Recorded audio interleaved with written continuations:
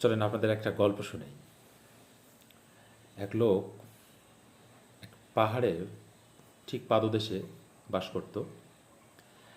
প্রতিদিন সকালবেলা সে পাহাড়ের চূড়ায় গিয়ে কিছু সময় সেখানে ব্যয় করে আসতো। তো যেহেতু সে প্রতিদিন যায়, এই দৃশ্যটা তার ছেলে দেখে একদিন কৌতূহলবশত বলল, বাবা, আমিও তোমার সঙ্গে যাব, আমাকে তুমি নিয়ে চলো। তো বাবা ছেলেকে বোঝানোর চেষ্টা করলো যে তুমি তো ছোট, আর রাস্তাটাও তো সংকীর্ণ, আর পাহাড়ে তো পাথর পড়ে থাকে, রাস্তার সাইডে অনেক গর্ত, না যাওয়াই ভালো।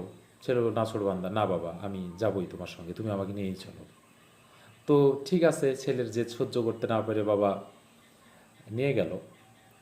ছেলেকে নিয়ে যাচ্ছে, যেতে যেতে বাবা তো জানে যে কোথায় কী আছে। সে আস্তে আস্তে আস্তে সামনের দিকে এগুচ্ছে। পিছনে ছেলে প্রথমবারের মতো পাহাড়ের দিকে যাচ্ছে। সে পাহাড়ের পরিবেশ দেখে কিছুটা অভিভূত, রাস্তার দিকে না তাকিয়ে সে হাঁটছে আর কি। হঠাৎ একটা পাথরের সঙ্গে তার আম, খুব সে খুব পাথরে পায়ে আঘাত পায় এবং সে চিৎকার করে বলে, উফ। তো এই যে যখন সে চিৎকার করলো, তখন আহ, পাহাড়, পাশাপাশি পাহাড় প্রতিধ্বনি হয়ে তো অবশ্যই সেটা তার কানেই আসবে। তো এই প্রতিধ্বনির বিষয়টা ছেলেটার কাছে ছিল নতুন। সে প্রতিধ্বনি, সে রাগ করলো, আবার বলল, সে মনে করলো যে কেউ তার সঙ্গে ফাজলামি করছে, যে সে ব্যথা পাইছে এবং তার সঙ্গে সে খুব ফাজলামি করছে। সে বলল যে তুমি বোকা। তো আবার সেই প্রতিধ্বনি তার কাছে ফিরে আসলো। তারপরে সে আবার চিৎকার করে বলল যে তুমি ভালো না। আর সেটাও বরাবরের মতো তার কানে আসলো। এই বিষয়টা বাবা লক্ষ্য করলো এবং বুঝতে পারলো যে ছেলে আসলে এই প্রতিধ্বনির বিষয়টা বুঝতে পারে না। তখন বাবা চিৎকার করে বলল যে তুমি খুব ভালো। তখন অবভিয়াসলি সেটাই আসবে যে তুমি খুব ভালো, আজকের দিনটা অনেক সুন্দর, এরকম করে কয়েকটা পজিটিভ কথা বলাতে ছেলে তখন বিষয়টা বুঝতে পারলো যে ওহো আচ্ছা, তাহলে এখানে এই বিষয়।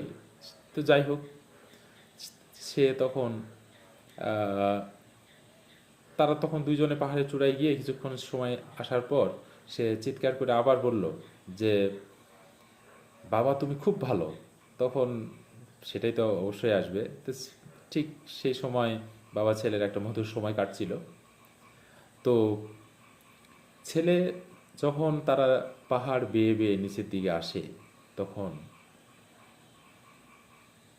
আমরা ছেলে বাবাকে মানে প্রশ্ন করে যে বাবা, প্রতিধ্বনিটা কি আসলে শুধু পাহাড়েই হয় না অন্য কোথাও হয়? তখন বাবা ছেলেকে কিছু বলে না, সে শুধু চুপ করে থাকে। তবে গল্পটা মূলত এখানেই শেষ। আসলে প্রতিধ্বনিটা আমাদের মনের মধ্যে প্রতিদিন প্রতিনিয়তই ঘটছে। আমরা যেভাবে বলবো, যেভাবে ভাববো, আমাদের জীবনটা ঠিক সেই রকমই হবে, ঠিক পাহাড়ের ওই প্রতিধ্বনির মতো। যে আমরা যদি ভাবি যে না, আমার যা কিছু আছে সব কিছু নিয়ে আমি হ্যাপি, তাহলে ঠিক আছে, সেটা খুবই ভালো, সুন্দর, আপনি হ্যাপি হবেন। আর আপনার অনেক কিছু থাকার পরও যদি মনে করেন যে আপনার ভালো লাগছে না, ভালো লাগছে না, আপনার সত্যি সত্যি ভালো লাগবে না। কোনো কিছুর বিনিময়ে প্রকৃতি আপনাকে ভালো রাখবে না। আপনি যা ভাববেন, আপনি ঠিক সেই রকমই হয়ে উঠবেন।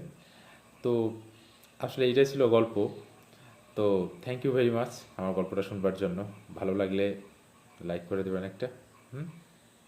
এবং আরও বেশি ভালো লাগলে এই গল্পটা আপনার মতো করে আপনার প্রিয় মানুষকে শুনিয়ে দিবেন। ধন্যবাদ।